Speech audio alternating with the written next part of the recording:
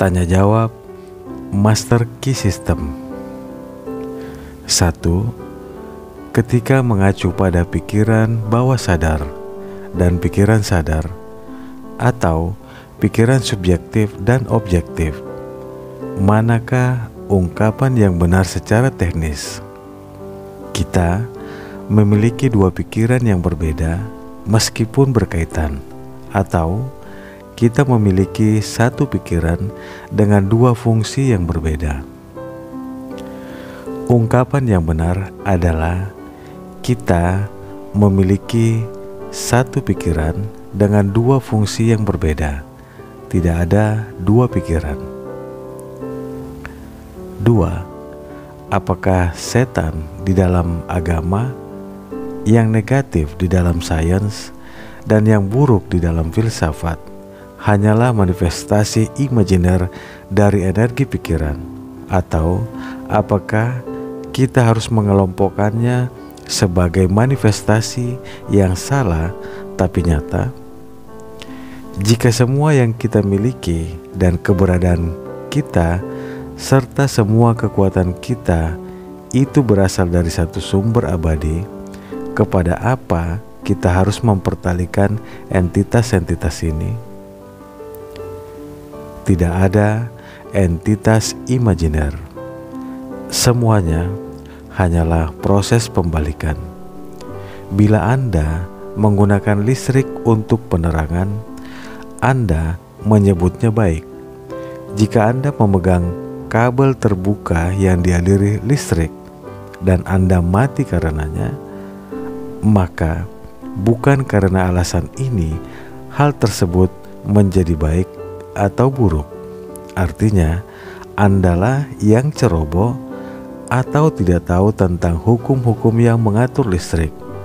Demikian pula, satu kekuatan tak terhingga yang merupakan sumber semua kekuatan mewujud di dalam kehidupan Anda sebagai baik atau buruk ketika Anda menggunakannya secara konstruktif atau destruktif. 3. Bukankah ide Master Key tentang Tuhan bersifat panteisme atau kepercayaan bahwa Tuhan adalah segalanya? Ini tergantung sepenuhnya pada anggapan Anda tentang panteisme. Panteisme adalah istilah bebas dan bisa ditafsirkan dengan banyak cara. Misalnya, panteisme memahami semesta sebagai satu evolusi spontan dan kekal dari suatu makhluk tak terhingga, yang dikontraskan dengan ateisme yang merupakan penyangkalan positif tentang kesegalan yang agung, dan dikontraskan dengan agnostisme sebagai keraguan dogmatis tentang eksistensi Tuhan. 4. Apakah ini benar? Kebenaran bersifat mutlak, tetapi konsepsi tentang kebenaran bervariasi menurut kesadaran individu. Maka tak seorang pun bisa mengatakan kapan kebenaran tertinggi sudah dicapai, karena tak seorang pun bisa mengatakan kapan kesadaran individu sudah dikembangkan sampai titik di mana tidak mungkin ada pengembangan lebih jauh lagi. Ya, kebenaran bersifat mutlak, tetapi konsepsi tentang kebenaran bervariasi sesuai kesadaran individu. Namun, kebenaran bukanlah masalah kepercayaan, melainkan masalah demonstrasi. Ini bukan soal wewenang, melainkan persepsi. 5. Karena dikatakan bahwa aku yang real bersifat spiritual sehingga sempurna, dan si aku ini mengendalikan dan mengarahkan tubuh serta pikiran, mengapa kita melihat adanya hasil-hasil yang tidak sempurna? Kita tidak melihat hasil yang tidak sempurna. Yang kita lihat justru kesempurnaan. Kesempurnaan berarti bahwa hukum berjalan dengan ketepatan yang kekal. Hukum spiritual selalu berjalan dengan kesempurnaan. Jika si individu berpikir secara konstruktif, hasilnya pun konstruktif dan harmonis. Jika dia berpikir secara destruktif, dia menuai seperti apa yang dia tabur. Hukum itu bekerja secara sempurna. Kita tidak melihat hasil apapun yang tidak sempurna. Kita bisa bebas memilih apa yang kita pikirkan, tetapi hasil dari pemikiran kita diatur oleh hukum yang kekal. 6. Apakah kehidupan itu? Kehidupan adalah kualitas atau prinsip dari energi universal yang terwujud di dalam objek-objek organik seperti pertumbuhan dan aktivitas sukarela, serta biasanya hadir bersama-sama dengan perwujudan energi universal yang sama itu sebagai kualitas atau prinsip yang disebut kecerdasan. Anda harus memahami bahwa hanya ada satu prinsip tertinggi yang terlepas dari semua pengertian tentang sifat esensialnya. Inilah yang mutlak itu. Manusia bisa berpikir hanya dalam kaitannya dengan yang relatif. Maka manusia terkadang mendefinisikan yang mutlak itu sebagai kecerdasan universal, substansi universal sebagai ether, kehidupan, pikiran, spirit, energi, kebenaran, cinta kasih, dan sebagainya. Definisi khas pada suatu waktu ditentukan oleh hubungan khas fenomena makhluk di mana dia berpikir tentang prinsip ini pada saat itu. 7. Bagaimana hukum yang mengatur kesuksesan atau kemakmuran dijalankan? Otak manusia adalah mekanisme paling halus dan paling bergetar di dalam kehidupan. Setiap kali berpikir, Anda mengirimkan suatu pesan ke dalam energi tanpa bentuk. Dari dan dengan energi tanpa bentuk inilah semua hal tercipta. Maka dimulailah rangkaian sebab akibat yang berhubungan dengan hal-hal yang sejalan dengan bayangan pikiran Anda. Jika pikiran Anda cukup halus dan terkonsentrasi, maka dengan cepat Anda akan selaras dengan objek pikiran Anda. Jika tidak, diperlukan waktu lebih lama lagi. Kebanyakan orang sibuk berkonsentrasi pada berbagai kekurangan, keterbatasan, kehilangan, dan ketidakharmonisan. Sebagai akibatnya, mereka justru menarik kondisi-kondisi ini. Hanya segelintir yang sibuk berkonsentrasi pada kesuksesan, kemakmuran, dan kondisi-kondisi yang harmonis secara umum. Mereka mendapati bahwa lingkungan mereka mencerminkan kualitas pikiran mereka. 8. Bagaimana doa terjawab? Pikiran universal, kekuatan maha kuasa, makhluk tertinggi, tidak mengubah modus operandi alam semesta agar menuruti permintaan kita. Ia tidak membuat perkecualian, tetapi ia memang bertindak melalui hukum-hukum yang sudah dikenal baik, dan hukum-hukum ini dapat dijalankan secara sadar atau tidak sadar, secara kebetulan atau dengan perencanaan. Berjalannya hukum tarik-menarik yang menakjubkan inilah yang menyebabkan manusia segala zaman dan sepanjang waktu percaya bahwa pasti ada makhluk pribadi yang merespon permohonan mereka dan memanipulasi peristiwa untuk memenuhi permintaan mereka. 9. Anda dengan tepat menyatakan bahwa kepemilikan bergantung pada penggunaan.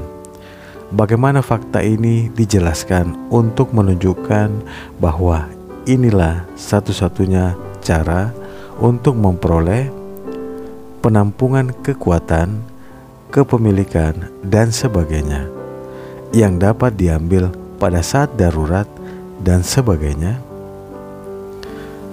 Begini ilustrasinya. Seseorang ingin memperkuat lengannya. Ia berhasrat agar lengan itu menjadi kuat.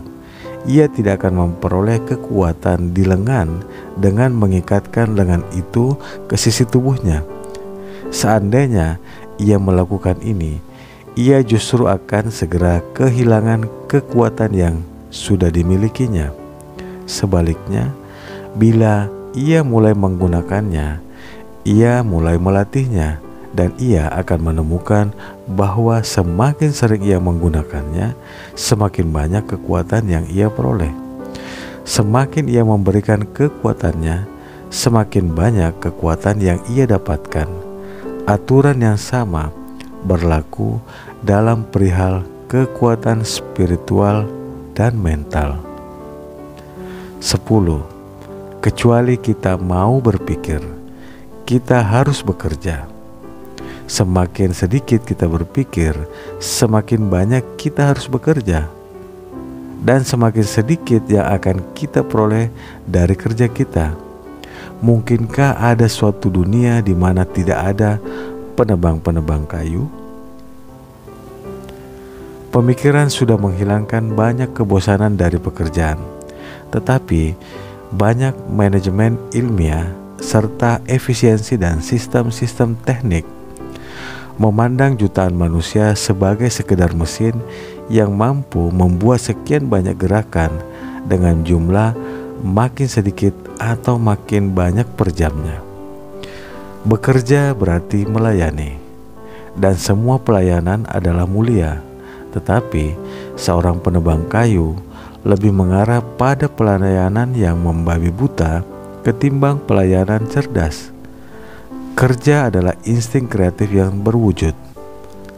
Karena adanya perubahan-perubahan di dunia industri, insting kreatif tidak lagi memiliki ekspresi. Seseorang tidak bisa membangun rumahnya sendiri, ia bahkan tidak bisa membuat tamannya sendiri. Ia pun tidak bisa mengarahkan kerjanya sendiri. Karena itu, ia kehilangan sukacita terbesar yang bisa datang pada manusia. Sukacita karena telah berhasil mencapai, mencipta, dan menyelesaikan.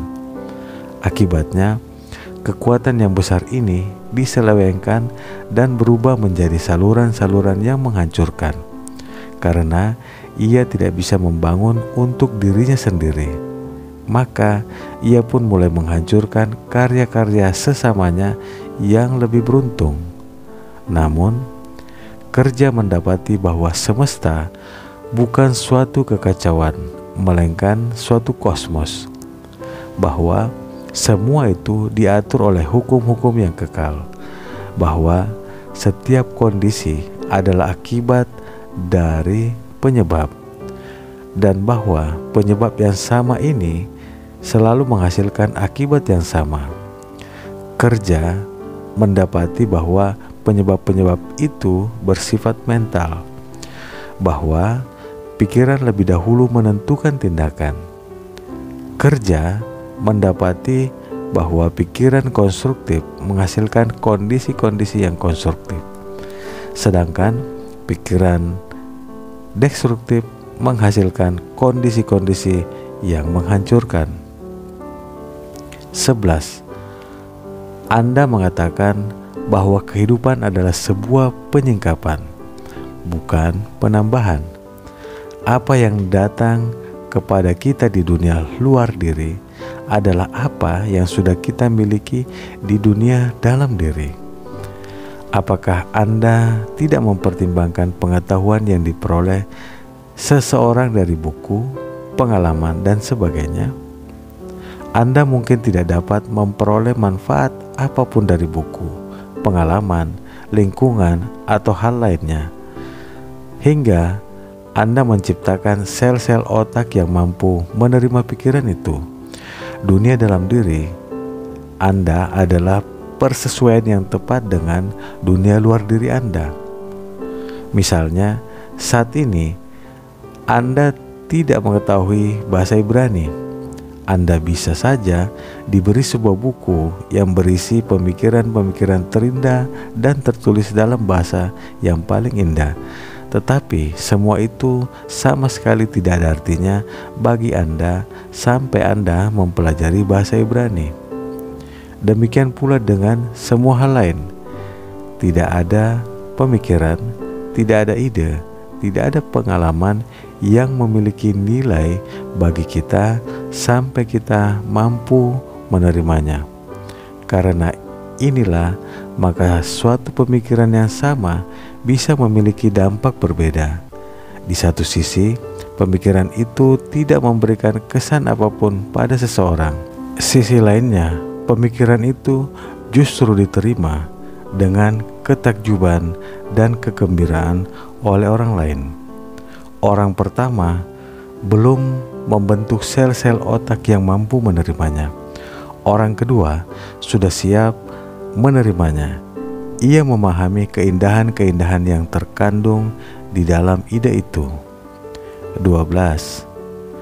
Benarkah jika dikatakan bahwa agama sejati dan sains sejati adalah saudara kembar, dan bahwa kematian yang satu berarti kematian yang lain? Mengapa?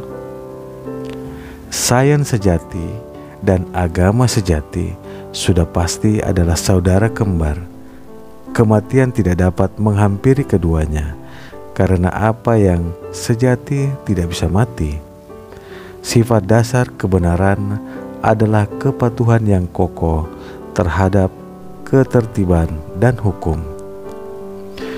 Pikiran menyerang setiap fenomena, baik pengalaman di dalam maupun di luar, yang tampaknya mengurangi keteguhan hati dan kepatuhan yang dianggap sebagai esensi kebenaran itu sendiri.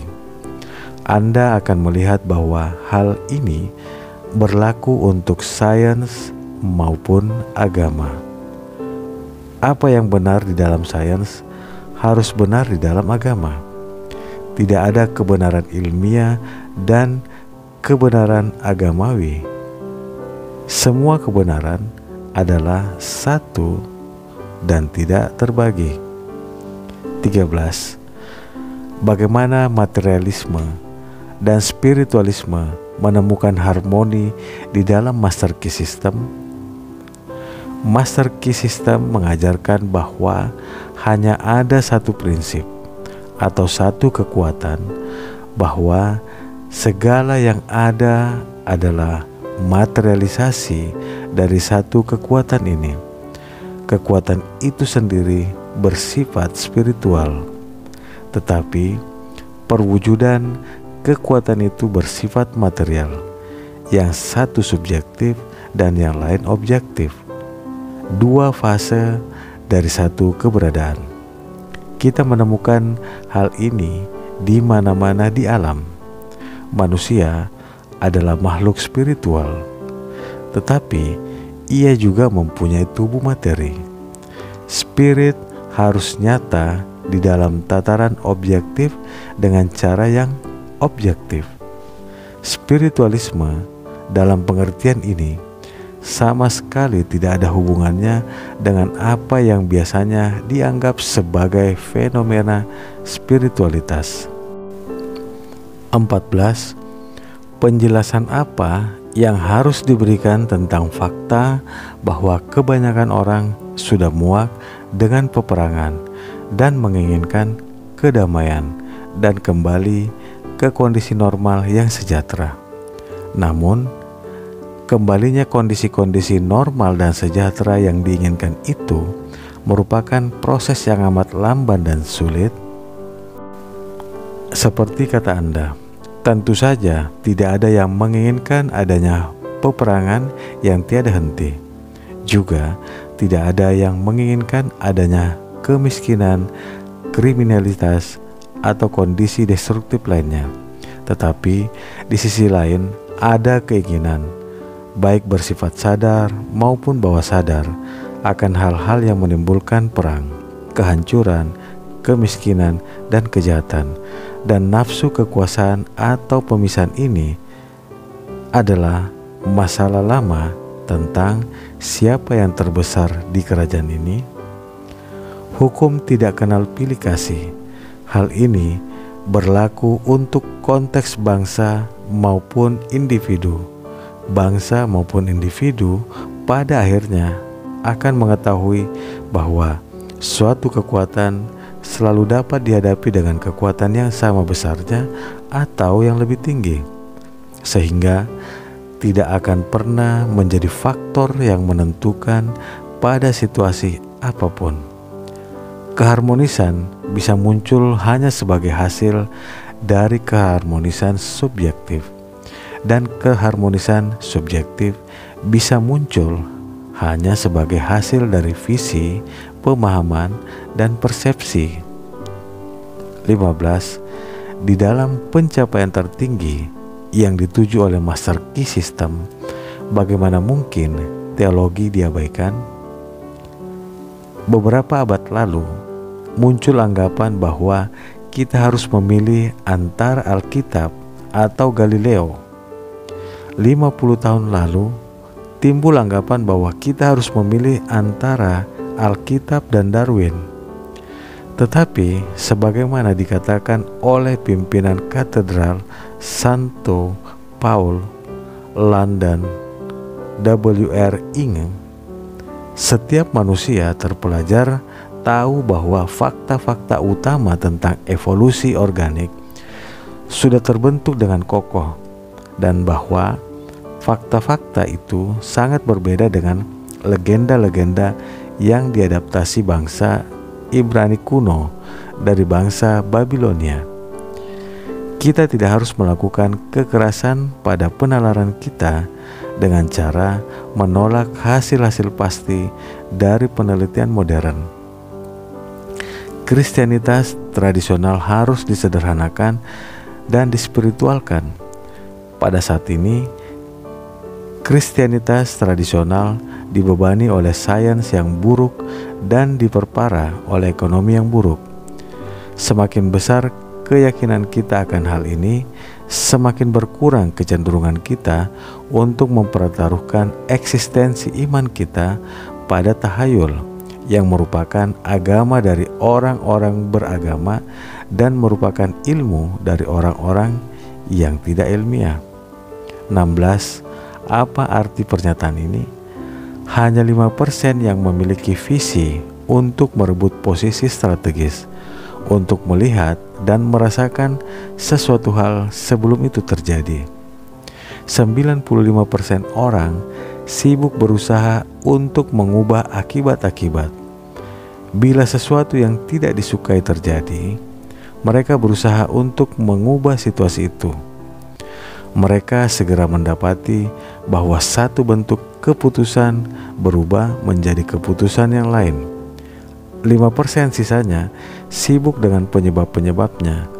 Mereka tahu bahwa untuk membuat perubahan permanen, penyebabnya yang harus ditemukan. Mereka segera mendapati bahwa penyebabnya ada di dalam kendali mereka. 5% inilah yang berpikir, sementara 95% lainnya hanya menerima pemikiran orang lain. Hanya mereka yang berpikir, yang bisa melihat dan merasakan suatu hal sebelum hal itu terjadi. 17. Secara lebih eksplisit, apa yang harus dipahami dengan istilah polaritas atau kutub magnet seperti yang terjadi di proses mental? Polaritas adalah kecenderungan atau kecondongan pikiran atau perasaan ke arah tertentu. Bila kita terus-menerus berpikir di sepanjang garis tertentu, pikiran pun menjadi terpolarisasi. Kita bisa melihat sudut pandang lain yang berbeda dengan susah payah atau tidak sama sekali. 18. Apakah kebenaran itu? Kebenaran adalah kondisi pasti dari segala kesejahteraan. Tentunya mengetahui kebenaran dan memegang teguh kebenaran itu merupakan kepuasan yang tiada banding. Kebenaran adalah realitas yang mendasar, kondisi yang mendahului setiap usaha atau hubungan sosial. Kebenaran adalah satu-satunya landasan yang kuat. Di dunia ini penuh konflik, keraguan, dan bahaya. Setiap tindakan yang tidak selaras dengan kebenaran, entah itu karena ketidaktahuan atau telah direncanakan, melenyapkan tempat berpijak kita dan membawa kita pada kondisi tidak selaras, kerugian yang tak terhindarkan, dan kebingungan. Jika pikiran paling bijak bisa secara tepat meramalkan akibat dari setiap tindakan yang benar, pikiran yang paling tinggi, paling dalam, dan tajam bisa juga tersesat dalam harapan yang tidak bisa membentuk konsepsi tentang hasil-hasil yang berasal dari prinsip-prinsip yang benar. 19. Bagaimana benih-benih tercipta? Penciptaan didasarkan pada seni menggabungkan kekuatan yang mempunyai hubungan satu sama lain dengan proporsi yang benar. Maka oksigen dan hidrogen yang senyawa dalam proporsi yang tepat akan menghasilkan air. Oksigen dan hidrogen adalah gas yang tak tampak, sedangkan air dapat dipandang mata. Tetapi benih mempunyai kehidupan, maka mereka pasti merupakan produk dari suatu yang memiliki kehidupan atau kecerdasan.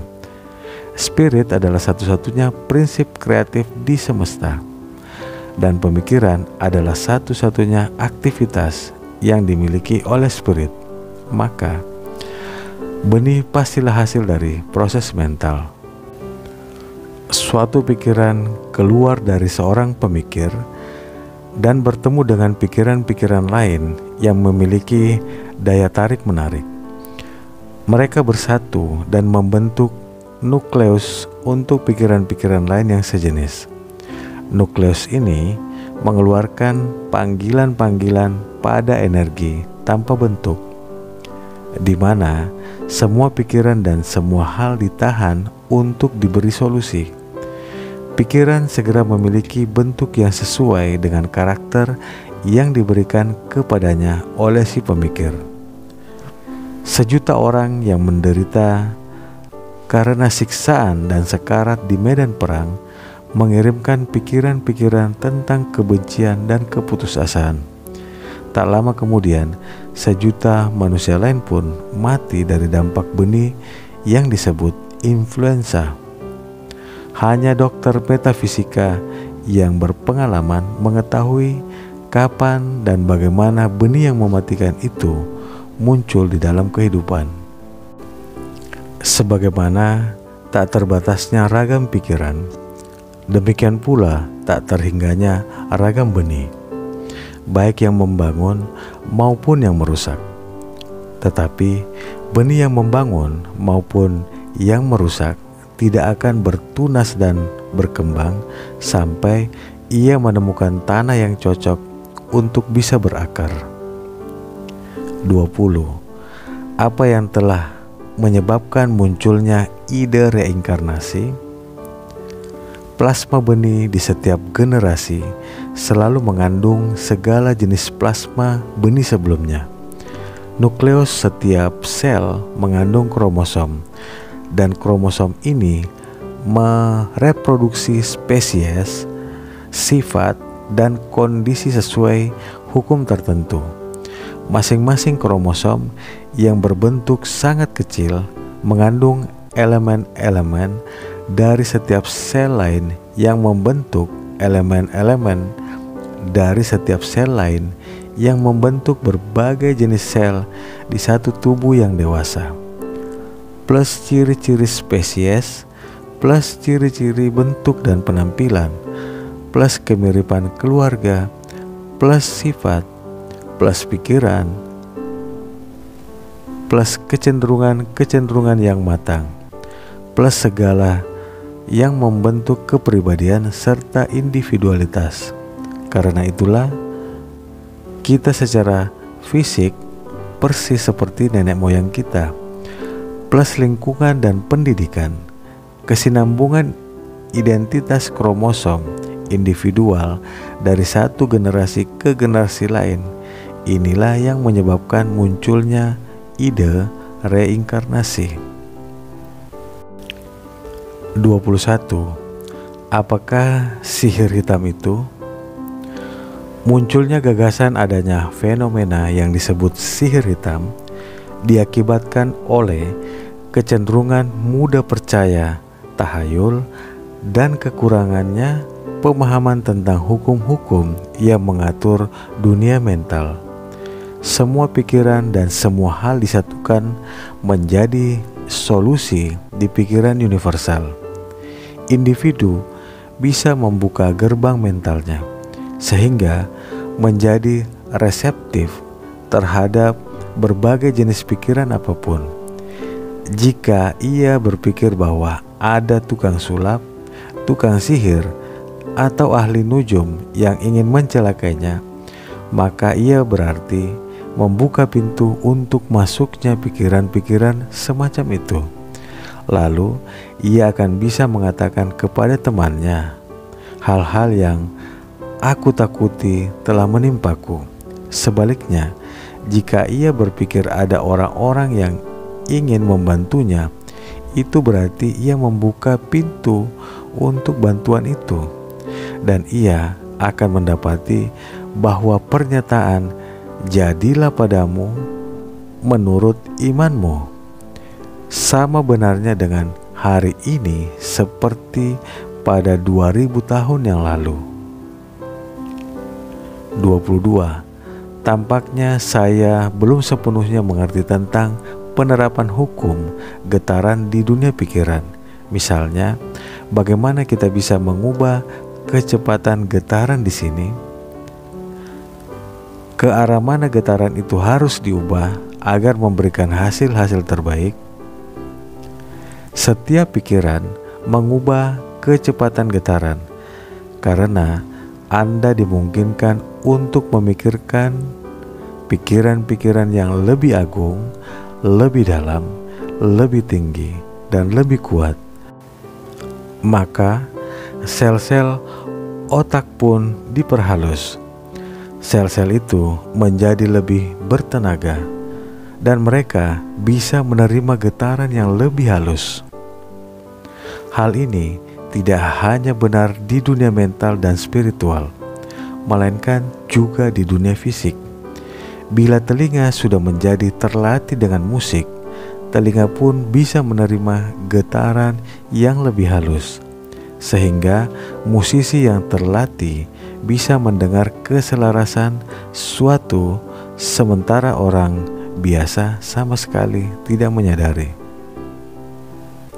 23. Anda berbicara tentang permulaan pikiran yang membentuk, menopang, mempertahankan, dan mencipta semua yang ada. Apakah ini menjelaskan sumber kemampuan manusia untuk berpikir tentang kekurangan, perang, kejahatan, dan sebagainya? Ya, sudah termasuk kemampuan manusia untuk berpikir tentang kekurangan, perang, dan kejahatan.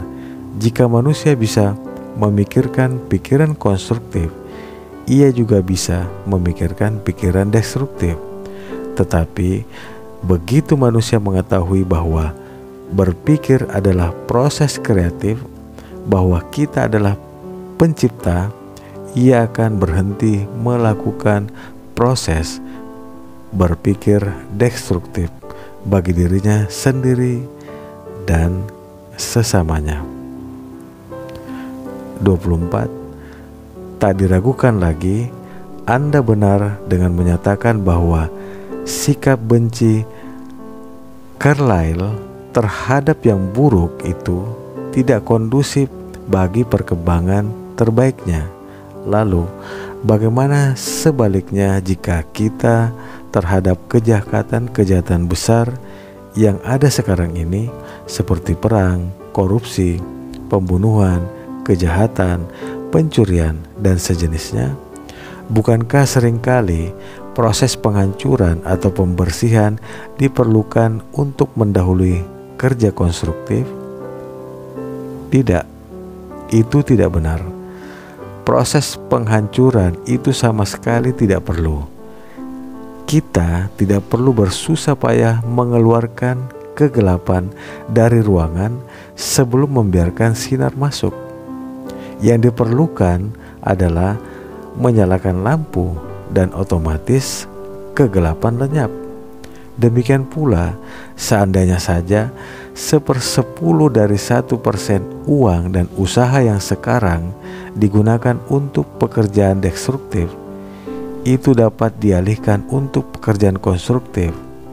Kejahatan-kejahatan besar yang Anda sebut itu akan lenyap bagai sulap. Unit kecil dari suatu bangsa adalah individu. Pemerintah mewakili hanya kecerdasan rata-rata dari unit-unit yang membentuk bangsa itu. Maka dengan unit-unit itulah kita bekerja. Bila pikiran individu sudah berubah, pikiran kolektif pun akan berubah dengan sendirinya. Tetapi kita justru mencoba membalik prosesnya. Kita mencoba untuk mengubah pemerintah ketimbang individunya. Dan hal ini mustahil. Dengan usaha yang cerdas dan terorganisir, pikiran destruktif sekarang ini bisa segera diubah menjadi pikiran konstruktif. Dengan berakhirnya tanya jawab Master Key System, maka berakhir pula pembahasan kita untuk kali ini. Sampai ketemu pada pembahasan-pembahasan berikutnya. Salam sehat, sukses, penuh kebahagiaan.